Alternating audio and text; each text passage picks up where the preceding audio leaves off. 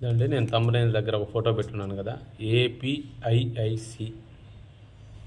మళ్ళీ ఫోటో కూడా పెడతాను నేను, చూడండి మీరు. రాష్ట్ర గవర్నమెంట్ కొన్ని స్థలాలు కేటాయించి, గవర్నమెంట్ స్థలాలు కేటాయించి అందులో ఫ్లాట్లు వేసి ప్రైవేటు వ్యక్తులు వెంచర్లు వేస్తారు కదా, వాళ్ళకంటే కూడా గొప్పగా అందంగా రోడ్లు, డ్రైన్లు అన్నీ నిర్మించి, కరెంటు పోల్స్ వేసి, 3 ఫేస్ ట్రాన్స్ఫారాలు పెట్టి ఫ్లాట్లు చేసింది. అవి ఇండస్ట్రియల్ పర్పస్ కోసం.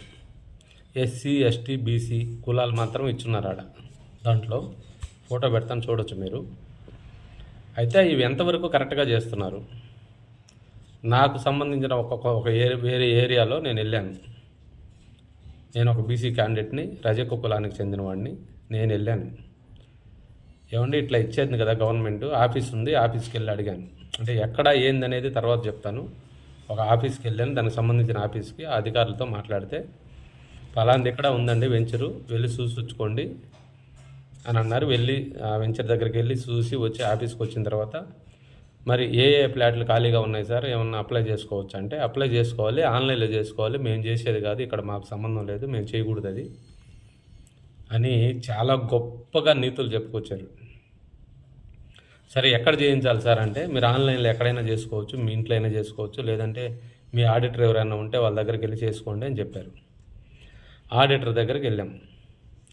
వెళ్తే వాళ్ళు ఏం చెప్పారు, సార్ మేము చేస్తే అవి తీసుకోవు, వాళ్ళకి సంబంధించిన వాళ్ళు ఉంటారు, కొన్ని నెట్ సెంటర్లు ఉంటాయి, వాళ్ళ లింకులు ఉంటాయి, వాళ్ళ దగ్గరికి వెళ్తేనే అవి అవుతాయి, మా దగ్గర ఎంత చేసినా కూడా కుదరదు అని మా ఆడిటర్ చెప్పాడు. సరే మళ్ళీ తిరిగి ఆఫీస్కి వెళ్ళాం. ఆఫీస్కి వెళ్తే వాళ్ళు ఏం చెప్పారు, అది అంతేను, నిజమే, మాకు సంబంధించిన రెగ్యులర్గా చేసే వాళ్ళు ఉంటారండి, మరి ముందెందుకు చెప్పలేదండి అని అడిగాము. ముందు చెప్తే మీరు ఒప్పుకుంటారో లేదో అని. ఒక్కొక్క అప్లికేషన్కి 50,000 తీసుకుంటారంట. ఒక ఫ్లాట్ ఒక మనిషి అప్లికేషన్ అప్లై చేయాలంటే 50,000 తీసుకుంటారంట నెట్ సెంటర్ వాళ్ళు.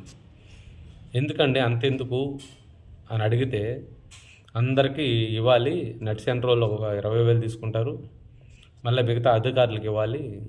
అది మరి అందులో ఫ్లాటు ఏ ఫ్లాట్ ఉంది, ఖాళీ ఉంది, ఎలా ఉంటుందో చూపిస్తారా అంటే, సపోజ్ ఒక 200 ఫ్లాట్లు వేసారనుకోండి, 125 ఫ్లాట్లు రాజకీయ నాయకులు, అక్కడ ఆ ఏరియాకు సంబంధించిన మంత్రులు, ఎమ్మెల్యేలు, కార్పొరేటర్లు, వాళ్ళ పరిధిలో 150 ఫ్లాట్లు వాళ్ళకి ఇచ్చేసి ఉంటాయి, అలాట్ అయిపోయి ఉంటాయంట ఆల్రెడీ. అది ఎలా చేస్తారు? అది ఎలా అలాట్ చేస్తారు? పేదలకు కదా మీరు చెప్పింది, ఎస్సీ, ఎస్టీ, బీసీ. రాష్ట్రంలో పేదలను పైకి తీసుకురావాలి, పేదలు లేని రాష్ట్రం తీసుకురావాలి, ఆర్థికంగా పైకి తీసుకురావాలని